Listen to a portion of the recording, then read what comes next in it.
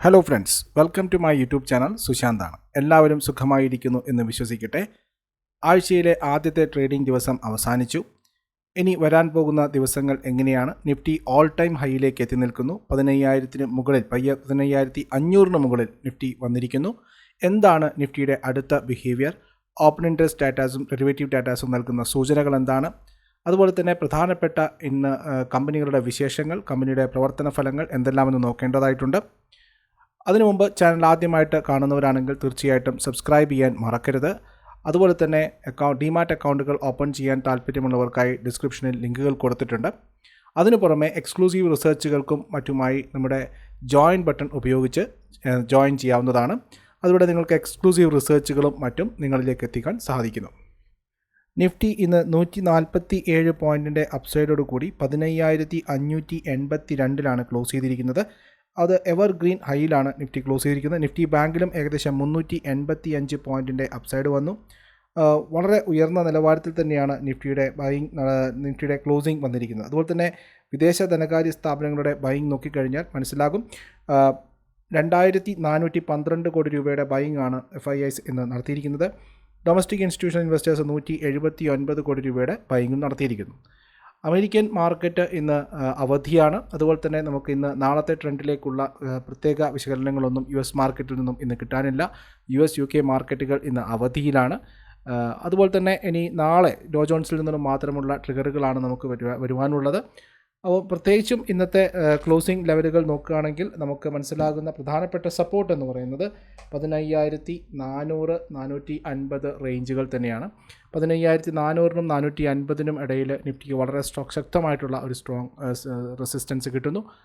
Support കിട്ടുന്നു. അതുപോലെ തന്നെ 15,600-700 തന്നെയാണ്, 600-700 ലെവൽ തന്നെയാണ് ആദ്യമായിട്ട് നിഫ്റ്റിക്ക് ഫേസ് ചെയ്യാനുള്ള ഒരു റെസിസ്റ്റൻസ് എന്ന് പറയുന്നത്. കാരണം ഓൾറെഡി ഒരു വൺ സൈഡ് റാലി വന്നു കഴിഞ്ഞതാണ്. 300 പോയിൻറ്റിൻ്റെ റാലി വന്നു കഴിഞ്ഞു.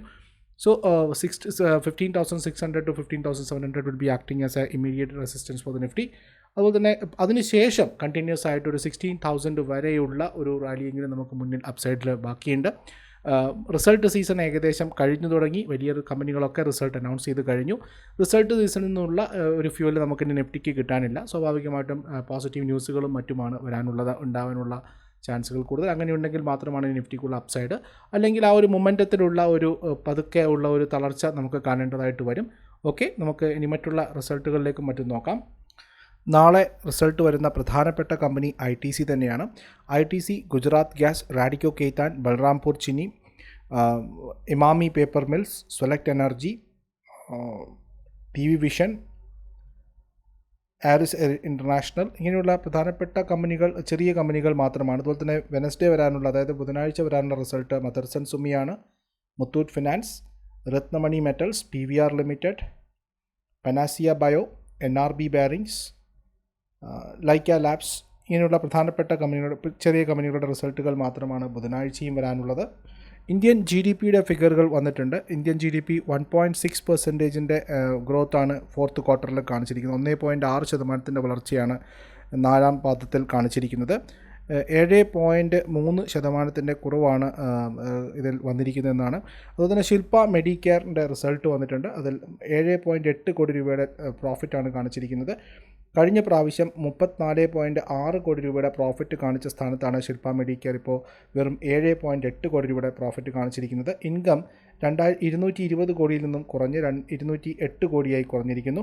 അതുപോലെ തന്നെ മാഗ്മ ഫിൻകോർപ്പ് ലോസാണ്, 648 കോടി രൂപയുടെ ലോസാണ് കമ്പനി കാണിച്ചിരിക്കുന്നത്.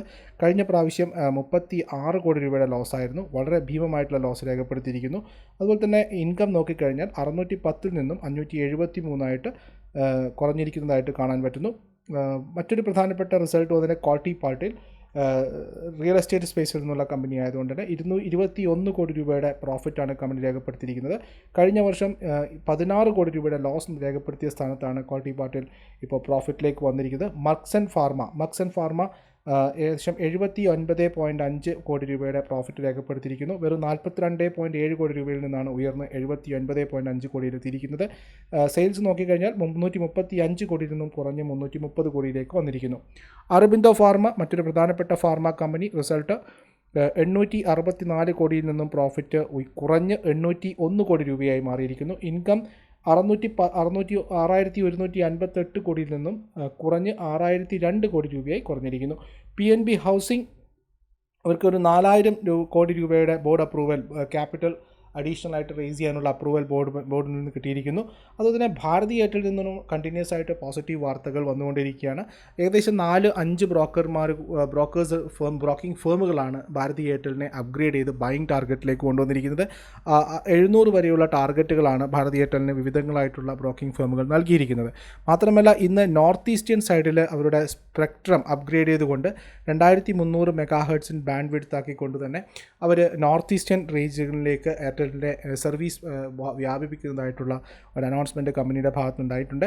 അതുപോലെ തന്നെ മറ്റൊരു പ്രധാനപ്പെട്ട അനൗൺസ്മെൻറ്റ് ഡോക്ടർ റെഡീസിൻ്റെ ഭാഗത്തു നിന്നാണ്. അതായത് കോൾഡ് സ്റ്റോറേജുകൾ അടക്കമുള്ള സകല സൗകര്യങ്ങൾ റെഡിയാക്കിക്കൊണ്ട് അവർ സ്പുട്നിക് വാക്സിനെ വരവേൽക്കാൻ തയ്യാറായി നിൽക്കുന്നു. എല്ലാ സൗകര്യങ്ങളും സന്നദ്ധരാണ് എന്ന രീതിയിലാണ് കമ്പനി അറിയിച്ചിരിക്കുന്നത്. അതുപോലെ തന്നെ RBI ഒരു 10 കോടി രൂപയുടെ ഒരു പെനാൽറ്റി HDFC ബാങ്കിൻ്റെ മുകളിൽ വെച്ചിരിക്കുന്നു. സെക്ഷൻ 6 സബ്സെക്ഷൻ 2 പ്രകാരമുള്ള പ്രൊവിഷൻ റിക്വയർമെൻറ്റ്സിൻ്റെ കാര്യം പറഞ്ഞുകൊണ്ടാണ് RBI HDFC ബാങ്കിൻ്റെ പുറത്തൊരു ചെറിയ പെനാൽറ്റി വന്നിരിക്കുന്നത്. അതുപോലെ തന്നെ നാളെ മാർക്കറ്റ് ഉറ്റുനോക്കുന്ന ഒരു റിസൾട്ടാണ് ITCയുടെ റിസൾട്ട്. എന്താണ് മാർക്കറ്റ് എക്സ്പെക്റ്റേഷൻ എന്ന് നമുക്ക് നോക്കാം. സിഗരറ്റ് വോളിയം ഏകദേശം 17% പ്ലസ് ആവും എന്നുള്ളതാണ് ഈ ഒരു സെഗ്മെൻറ്റിൽ നിന്നുള്ള റൂമറുകൾ വ്യക്തമാക്കുന്നത്. അതുപോലെ തന്നെ EBITDA മാർജിൻ, പ്രോഫിറ്റ് മാർജിൻ ഉയരുക തന്നെ ചെയ്യും. മാർജിൻ 38.4% എത്തും എന്നാണ് വിചാരിക്കുന്നത്. കാരണം കഴിഞ്ഞ ക്വാർട്ടറിൽ 37.4% മാർജിനാണ് കമ്പനി നേടിയത്. അത് 38.4 ആക്കി ഉയർത്തും എന്നുള്ളതാണ് കാണുന്നത്. അതുപോലെ തന്നെ നല്ല രീതിയിലുള്ള വളർച്ച, അത് FMCGയിൽ 15%-ഓളമുള്ള വളർച്ച കമ്പനി എക്സ്പെക്റ്റ് ചെയ്യുന്നു. ആഗ്രി പ്രൊഡക്റ്റിലും വളരെയേറെ 40% അടുപ്പിച്ചുള്ള വളർച്ച അവകാശപ്പെടുന്നു. പേപ്പർ പ്രൊഡക്റ്റുകളിൽ 2%-ഓളം വളർച്ച അവകാശപ്പെടുന്നു. അഗ്രി ബിസിനസ്സിലാണ് 40%-ഓളം. പക്ഷേ കമ്പനി നഷ്ടമുണ്ടാക്കാനോ അല്ലെങ്കിൽ വലിയ രീതിയിൽ ഇമ്പാക്റ്റ് ചെയ്യപ്പെടാനുള്ള ഒരു ചാൻസ് ഹോട്ടൽ ബിസിനസ്സിലാണ്. കോവിഡിൻ്റെ ക്ഷീണത്തിൽ നിന്നും ഇതുവരെ ഹോട്ടൽ മേഖല, അതുപോലെ പ്രത്യേകിച്ചും ITCയുടെ ഹോട്ടൽ മേഖല ഇതുവരെ തിരിച്ചു വന്നിട്ടില്ല എന്ന് കാണിക്കുന്നതായിരിക്കും നാളെയുള്ള റിസൾട്ട്. അതുകൊണ്ട് തന്നെ വോളിയം കൂടിയേക്കാം, പ്രോഫിറ്റ് മാർജിൻ കൂടിയേക്കാം. അതുപോലെ തന്നെ സിഗരറ്റ് വോളിയം ഒക്കെ കൂടുന്നുണ്ട്. ഏകദേശം 80%-ലധികം വരുമാനം വരുന്ന മാർഗ്ഗങ്ങളിലൊക്കെ പോസിറ്റീവായിട്ടുള്ള കാര്യങ്ങൾ തന്നെ ITCക്ക് വരുന്നു. പക്ഷേ ഹോട്ടൽ ബിസിനസ്സിൻ്റെ ഒരു ലോസ് എത്രമാത്രം ഈ ഒരു മേഖലയെ തിരിച്ച് മറ്റുള്ള പ്രോഫിറ്റ് മേക്കിംഗ് സെക്ടറിനെ സപ്രസ് ചെയ്യും എന്നുള്ളതാണ് നമുക്ക് കേൾക്കാനുള്ളത്. അതുപോലെ തന്നെ ഡീമർജറുമായിട്ടുള്ള വാർത്തകൾ എന്തെങ്കിലും മാനേജ്മെൻറ്റ് നാളെ കമൻറ്റ് ചെയ്യുമോ, കമൻട്രിയിൽ അല്ലെങ്കിൽ കോൺകോളിൽ വ്യക്തമാക്കുമോ എന്നുള്ളതാണ് മാർക്കറ്റ് ഉറ്റുനോക്കുന്ന മറ്റൊരു കാര്യം. അതുപോലെ തന്നെ വരുന്ന ദിവസങ്ങളിൽ ഏവിയേഷൻ കമ്പനികൾ ഫോക്കസിൽ വരാനുള്ള സാധ്യത കൂടുതലാണ്. കാരണം ഈ വീക്കെൻഡിലെ 3 പ്രധാന അനൗൺസ്മെൻറ്റുകളാണ് ഏവിയേഷൻ കമ്പനികളുമായിട്ട് ബന്ധപ്പെട്ടിട്ട് ഗവൺമെൻറ് ചെയ്തിരിക്കുന്നത്. അതിലൊന്ന് ഡൊമസ്റ്റിക് ഫെയറുകൾ അല്ലെങ്കിൽ ഡൊമസ്റ്റിക് എയർലൈനുകളുടെ ഫെയറുകൾ കൂട്ടിയിരിക്കുന്നു, അല്ലെങ്കിൽ ഡിസ്റ്റൻസിനനുസരിച്ചിട്ടുള്ള ഫെയറുകളിൽ റിവിഷൻ വന്നിരിക്കുന്നു എന്നുള്ളതാണ്. അത് പ്രകാരം 40 മിനിറ്റ് മാത്രം അല്ലെങ്കിൽ 40 മിനിറ്റിൽ താഴെയുള്ള ഡിസ്റ്റൻസ് ഉള്ള ഫ്ലൈറ്റുകൾ ഒക്കെ അല്ലെങ്കിൽ ഡെസ്റ്റിനേഷൻസിലൊക്കെ 2600 രൂപ ഉണ്ടായിരുന്നത് 2300 രൂപ ബേസ് ഫെയർ ഉണ്ടായിരുന്നത് 2600 ആക്കി ഉയർത്തിയിരിക്കുന്നു. അങ്ങനെ 40 to 60 മിനിറ്റ് ഫ്ലൈ ഏകദേശം 2900 നിന്ന് 3300 ആക്കിയിരിക്കുന്നു. 60 മുതൽ 90 മിനിറ്റ് വരെയുള്ള ഫ്ലൈ 4000 ബേസ് ഫെയർ ആക്കി മാറ്റിയിരിക്കുന്നു. അതുതന്നെ 90 മുതൽ 120 മിനിറ്റ് വരെയുള്ള ഫ്ലൈയിൽ 4700 രൂപ ബേസ് ഫെയർ ആക്കി മാറ്റിയിരിക്കുന്നു. അങ്ങനെ ഒരു കംപ്ലീറ്റ് റിവിഷൻ മാറ്റിയിരിക്കുന്നു. നാളെ മുതൽ ജൂൺ 1 മുതൽ ഡൊമസ്റ്റിക് ഫ്ലൈറ്റുകൾ കൂടുതൽ വളരെയേറെ എക്സ്പെൻസീവായി മാറാനുള്ള, വളരെയേറെ മീൻസ് പഴയതുമായിട്ട് കമ്പയർ ചെയ്യുന്ന സമയത്ത് എക്സ്പെൻസീവായിട്ട് മാറാനുള്ള ചാൻസ് കൂടുതലാണ്. അതുപോലെ തന്നെ രണ്ടാമത്തെ പ്രഖ്യാപനം ഏവിയേഷൻ ബന്ധമായിട്ട് ബന്ധപ്പെട്ടത് കപ്പാസിറ്റിയുടെ കപ്പാസിറ്റി കട്ടിംഗ് ആണ്, അതായത് കപ്പാസിറ്റി റിഡക്ഷനാണ്. ഇതുവരെ അവർക്ക് 80% കപ്പാസിറ്റി യൂട്ടിലൈസ് ചെയ്തുകൊണ്ട് ഓപ്പറേറ്റ് ചെയ്യാം എന്നുള്ള രീതിയിലാണ് ഗവൺമെൻറ് പ്രഖ്യാപിച്ചിരുന്നത്. പക്ഷേ കോവിഡിൻ്റെ 2ാം വരവോട് കൂടി അവരുടെ ഈ ഒരു അമെൻമെൻറ്റ് മാറിയിരിക്കുന്നു. അവർ 50% കപ്പാസിറ്റിയിൽ മാത്രമേ വർക്ക് ചെയ്യാൻ പറ്റുള്ളൂ, എങ്കിൽ പാസഞ്ചേഴ്സിൻ്റെ നമ്പർ 50% കപ്പാസിറ്റിയിൽ മാത്രമേ പാസഞ്ചേഴ്സിനെ ഉൾക്കൊള്ളുവാൻ കഴിയുമെന്നുള്ള നിയമം വന്നിരിക്കുന്നു. ഇത് പ്രത്യേകിച്ചും ഡൊമസ്റ്റിക് ഫ്ലൈറ്റുകൾ കൈകാര്യം കൂടി ചെയ്യുന്ന സ്പൈസ് ജെറ്റും ഗോ എയറും ഇതിനെ സ്വാഗതം ചെയ്തുവെങ്കിലും ഇൻഡിഗോ അത്രമാത്രം വളരെയേറെ പോസിറ്റീവായിട്ട് ഇതിനോട് പ്രതികരിച്ചിട്ടില്ല എന്നാണ്. കാരണം ഏറ്റവും കൂടുതൽ ഫ്ലൈറ്റുകൾ ഈ മേഖലയിൽ അല്ലെങ്കിൽ ഡൊമസ്റ്റിക് ഫ്ലൈറ്റുകളിലും ഏറ്റവും കൂടുതൽ ഡെസ്റ്റിനേഷനുകളിലേക്ക് പോകുന്നത് ഇൻഡിഗോയുടെ ഫ്ലൈറ്റ് ആയതുകൊണ്ട് തന്നെ അവർ അത്രമാത്രം ഒരു പോസിറ്റീവായിട്ടുള്ള ഒരു മറുപടിയല്ല കമ്പനി സ്റ്റേറ്റ്മെൻറ്റ് കൊടുത്തിരിക്കുന്നത്. മാത്രമല്ല മൂന്നാമത്തത് വളരെ പ്രധാനപ്പെട്ട എമർജൻസി ക്രെഡിറ്റ് ലൈൻ ഗ്യാരണ്ടി സ്കീമുമായിട്ട് ബന്ധപ്പെട്ട ECLGS ബന്ധപ്പെട്ടിട്ടുള്ള ഒരു കാര്യമാണ്. ഇത് ഗവൺമെൻറ് കൊടുക്കുന്ന സഹായമാണ്. അടുത്ത 6 വർഷത്തേക്ക് ഇത് ലോൺ ഇവർക്ക് കൊടുക്കാൻ തീരുമാനിച്ചിരിക്കുന്നു. മാത്രമല്ല അവരുടെ ക്രെഡിറ്റ് ഔട്ട്സ്റ്റാൻഡിങ്ങിൻ്റെ 40% വരെ ലോൺ അനുവദിക്കാനുള്ള ഒരു നിയമമാണ് വന്നിരിക്കുന്നത്. ഇത് പ്രത്യേകിച്ചും ഇവർക്കൊരു സഹായം നൽകുന്ന ഒരു നടപടി കൂടിയായിരിക്കും ഗവൺമെൻറ്റിൻ്റെ ഭാഗത്തു നിന്ന്. അപ്പോൾ 3 അനൗൺസ്മെൻറ്റുകൾ ഇൻഡിഗോ അല്ലെങ്കിൽ ഏവിയേഷനുമായിട്ട് ബന്ധപ്പെട്ട് വന്നിരിക്കുന്നു. ഇത് വളരെ പോസിറ്റീവായിട്ട് കാണേണ്ടതാണ്. ഇതിൽ ഇന്ന് ചെറിയ രീതിയിൽ വന്നെങ്കിലും ഇൻഡിഗോ നെഗറ്റീവായിട്ടാണ് പ്രതികരിച്ചിട്ടുള്ളത്. അതുകൊണ്ട് തന്നെ നെഗറ്റീവ് ഒരു വരുന്ന ദിവസങ്ങളിൽ ഇത് പോസിറ്റീവായി വരികയാണെങ്കിൽ തീർച്ചയായിട്ടും സ്പൈസ് ജെറ്റും അതുപോലെ തന്നെ ഇൻഡിഗോയും ലൈം ലൈറ്റിലേക്ക് വരാനുള്ള സാധ്യത കൂടുതലാണ്. മറ്റൊരു പ്രധാനപ്പെട്ട കമ്പനി നാളെ റിസൾട്ടുമായിട്ട് വരുന്നത് ഗുജറാത്ത് ഗ്യാസ് ആണ്. ഗ്യാസ് കമ്പനികളിലൊക്കെ ഇന്നൊരു പ്രധാനപ്പെട്ട അപ്ഗ്രഡേഷൻ കാണുകയുണ്ടായി. UBSൻ്റെ റിപ്പോർട്ട് ഗെയിലിൻ്റെ പുറത്ത് വരികയുണ്ടായി. ഏകദേശം 200 രൂപയാണ് ഗ്യാസ് അതോറിറ്റി ഓഫ് ഇന്ത്യ ലിമിറ്റഡിന് UBS കൊടുക്കുന്ന ടാർഗറ്റായിട്ട് കാണുന്നത്. മാത്രമല്ല ഗ്യാസ് പ്രൈസിങ്ങിൻ്റെ പ്രശ്നവുമായി ബന്ധപ്പെട്ട് ഇന്നൊരു പോസിറ്റീവ് മൂവ്മെൻറ്റ് വരികയുണ്ടായി. അവർ ഗ്യാസ് കമ്പനികൾ നേരിടുന്ന പ്രധാന പ്രശ്നം അവരുടെ LNGയുടെ പ്രൈസ് വർധനവാണ്. അത് നാളത്തെ ഗുജറാത്ത് ഗ്യാസുമായിട്ട് ബന്ധപ്പെട്ട് പറയുകയാണെങ്കിൽ വോളിയം കൂടാനുള്ള ചാൻസസ് ഉണ്ട്. അതുപോലെ തന്നെ ഇബിറ്റയിലും പ്രശ്നം മോശമില്ലാത്ത വർധനവ് വരാം. പക്ഷേ അവർക്ക് മാർജിൻ നിലനിർത്താൻ പറ്റുന്നുണ്ട്. ഇപ്പോൾ IGL ആയാലും MGL ആയാലും ഗുജറാത്ത് ഗ്യാസ് ആയാലും പെട്രോനെറ്റ് LNG ഇങ്ങനെ പല കമ്പനികൾ ഗെയിൽ പോലുള്ള കമ്പനികൾക്ക് മാർജിൻ എക്സ്പാൻഡ് ചെയ്യാൻ പറ്റുന്നില്ല എന്നുള്ളതാണ്. പ്രത്യേകിച്ച് 13% വോളിയം എക്സ്പാൻഷനാണ് ഗുജറാത്ത് ഗ്യാസിൽ നാളെ പ്രതീക്ഷിക്കുന്നത്. 3200 കോടി രൂപയോളം പ്രോഫിറ്റിലേക്ക് വരും എന്നുള്ളതാണ്. ഇത് ഒരു പോസിറ്റീവായിട്ടുള്ള റിസൾട്ട് തന്നെയാണ് ഗുജറാത്ത് ഗ്യാസിൽ നിന്ന് എക്സ്പെക്റ്റ് ചെയ്യുന്നത്. പക്ഷേ മാർജിൻ പ്രഷർ നേരിടുമോ എന്നുള്ളതാണ് കമ്പനി നേരിടുന്ന പ്രധാനപ്പെട്ട പ്രശ്നം. അതുപോലെ തന്നെ മറ്റൊരു പ്രധാനപ്പെട്ട മേഖല ഇന്ന് വളരെ പോസിറ്റീവായിട്ട് കാണുന്നത് റിയൽ എസ്റ്റേറ്റ് ആണ്. കാരണം പല ഭാഗങ്ങളിലും രാജ്യത്ത് അൺലോക്കുകൾ തുടങ്ങിക്കഴിഞ്ഞു. അതിൻ്റെ ഭാഗമായിട്ട് കൺസ്ട്രക്ഷൻ സെക്ടറുകളിൽ വളരെയേറെ തിരിച്ചുവരവ് വന്നിരിക്കുന്നു. കാരണം ഡൽഹി പോലുള്ള ഒരു സംസ്ഥാനത്ത് ഇന്ന് മുതൽ തിങ്കളാഴ്ച മുതൽ ലോക്ക്ഡൗൺ പ്രഖ്യാപിച്ചു. അതിൽ പ്രയോറിറ്റി സെക്ടറിലാണ് കൺസ്ട്രക്ഷൻ സെക്ടർ വന്നിരിക്കുന്നത്.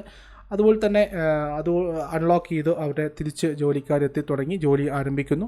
മാത്രമല്ല ഗവൺമെൻറ് കണ്ടിന്യൂസ് ആയിട്ട് റിയൽ എസ്റ്റേറ്റ് മേഖലയെ സഹായിക്കാനുള്ള സന്നദ്ധത പ്രകടിപ്പിച്ചിരിക്കുന്നു. കാരണം പ്രൊജക്റ്റ് കംപ്ലീഷനുള്ള സമയം കുറച്ച് എക്സ്റ്റെൻഡ് ചെയ്തുകൊണ്ടിരിക്കുന്നു ബിൽഡേഴ്സിന്.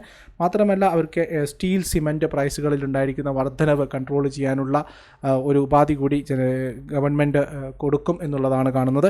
മാത്രമല്ല ഇൻട്രസ്റ്റ് റേറ്റുമായിട്ട് ബന്ധപ്പെട്ട ബാങ്കുകളുമായിട്ടുള്ള നെഗോസിയേഷൻസ് നടന്നുകൊണ്ടിരിക്കുന്നു. അഫോർഡബിൾ ഹൗസിങ്ങിന് ഗവൺമെൻറ് വളരെ പ്രാധാന്യം കൊടുക്കുന്നു. ബിൽഡേഴ്സിൻ്റെ കോർപ്പറേഷനും കൂടി അതിൻ്റെ സജഷൻസ് കൂടി അതിൽ ഉൾപ്പെടുത്തിയിരിക്കുന്നു. അങ്ങനെ പലപ്പോഴായിട്ട് പല കാരണങ്ങൾ കൊണ്ട് വളരെ ഫേമസ് ആയിട്ടുള്ള ഗോദ്രേജ് പ്രോപ്പർട്ടീസ്, അതുപോലെ തന്നെ സൺടെക് റിയാലിറ്റി, DLF, അതുപോലെ തന്നെ എല്ലാ സ്റ്റോക്കുകളിലും ഇന്നൊരു ബൈയിങ് പോസിറ്റീവായിട്ട് വരികയുണ്ടായി. അത് അൺലോക്കുമായിട്ട് ബന്ധപ്പെട്ടിട്ട് തന്നെയാണ്. മാത്രമല്ല ഈ ഒരു ഗവൺമെൻറ് കൺസിഡറേഷൻ പല ദിവസങ്ങളിലേക്ക് പുറത്തേക്ക് വരും എന്നുള്ളത് തന്നെയാണ് നമുക്ക് പ്രതീക്ഷിക്കുന്നത്.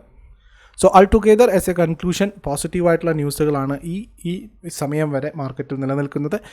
മാർക്കറ്റിൽ പോസിറ്റീവ് ബയാസ് തന്നെയാണ് നിലനിൽക്കുന്നത്. ഇനിയൊരു അപ്സൈഡ് കൂടി 15,700 വരെയെങ്കിലുമുള്ള ഒരു മൊമെൻറ്റത്തിനുള്ള ഒരുക്കം ഇപ്പോഴും നിഫ്റ്റിയിലുണ്ട് എന്നുള്ളതാണ്. പക്ഷെ നമുക്കറിയാം ഒരു കണ്ടിന്യൂസ് ആയിട്ടുള്ള ഒരു വൺ സൈഡ് മൂവ് ആയതുകൊണ്ട് തന്നെ ചെറിയ പ്രോഫിറ്റ് ബുക്കിങ്ങിൽ ഉണ്ടായാൽ പോലും 15,400 താഴെ പോകാത്തടത്തോളം കാരണം നമുക്ക് അധികമായിട്ട് പ്രശ്നമില്ല.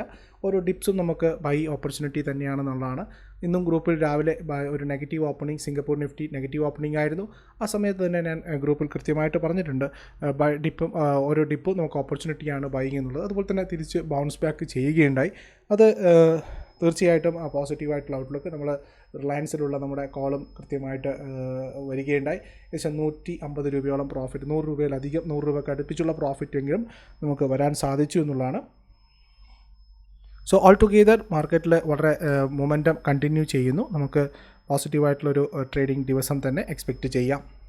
അതുപോലെ ഫെർട്ടിലൈസർ സെക്ടർ മൺസൂൺ പ്രഡിക്ഷൻ വളരെ നോർമലാണ്. മൺസൂൺ പ്രഡിക്ഷൻ നോർമൽ ആയതുകൊണ്ട് തന്നെ എബവ് നോർമലായി വരാനുള്ള സാധ്യത കൂടുതലായിരുന്നാണ് പറയുന്നത്. അതുകൊണ്ട് തന്നെ ഫെർട്ടിലൈസർ സെക്ടർ വരുന്ന ദിവസങ്ങളിൽ അഗ്രി തീമുമായിട്ട് ബന്ധപ്പെട്ട സ്റ്റോക്കുകൾ ലൈം ലൈറ്റിലേക്ക് വരാനുള്ള സാധ്യതയുണ്ട്.